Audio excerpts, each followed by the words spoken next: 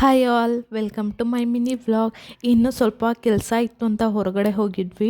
ಹೊರಗಡೆ ಹೋಗಿ ಬರ್ತಾ ಫ್ರೆಶ್ ಆಗಿ ತರಕಾರಿ ಇತ್ತು, ಸೊ ತೊಗೊಂಡು ಬಂದು ಇನ್ನು ನಮ್ಮ ಮನೇಲಿ ಏನಂದರೆ ನಾವು ಏನು ಮಾಡ್ತೀವಿ ಅಂದರೆ ಈ ಥರ ಸೊಪ್ಪು ತರಕಾರಿ ಏನಾದರೂ ತೊಗೊಂಡು ಬಂದರೆ ಬೇರೆ ಏನೇ ಕೆಲಸ ಇದ್ದರೂ ಫಸ್ಟು ನಾವು ಈ ಕೆಲಸ ಮುಗಿಸ್ಕೋತೀವಿ. ಯಾಕಂದರೆ ಫ್ರೆಶ್ ಇರೋ ಟೈಮಲ್ಲೇ ನಾವು ಫ್ರಿಜ್ಜಲ್ಲಿ ಇಟ್ಟರೆ ತುಂಬ ದಿನ ಬರುತ್ತೆ ಅಂತ ನಮ್ಮ ಮನೇಲಿ ನಾವು ಹೀಗೆ ಮಾಡ್ತೀವಿ.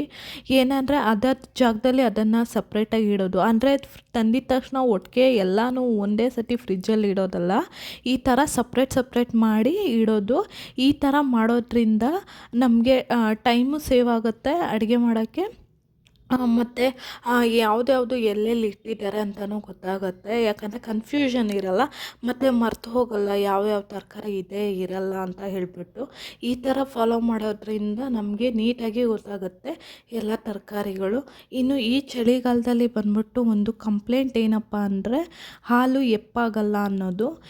ನಾವು ಈ ರೀತಿ ಮಾಡ್ತೀವಿ, ಹೆಪ್ಪು ನಾವು ನಾರ್ಮಲಾಗಿ ಹೇಗೆ ಹೆಪ್ಪು ಹಾಕ್ಕೋತೀವೋ ಅದೇ ರೀತಿ ಹೆಪ್ಪು ಹಾಕ್ಕೊಳ್ಳೋದು, ಮತ್ತು ಇದನ್ನು ಹಾಟ್ ಬಾಕ್ಸಲ್ಲಿ ಎತ್ತಿಡೋದ್ರಿಂದ ನಮಗೆ ಈ ಚಳಿಗಾಲದಲ್ಲೂ ಪರ್ಫೆಕ್ಟಾಗಿ ಹೆಪ್ಪಾಗುತ್ತೆ.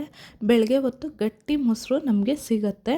ಈ ಥರ ನಿಮ್ಮ ಮನೇಲೂ ಟ್ರೈ ಮಾಡಿ ಹೇಗೆ ವರ್ಕೌಟ್ ಆಯಿತು ಅಂತ ನನಗೆ ತಿಳಿಸ್ಕೊಡಿ.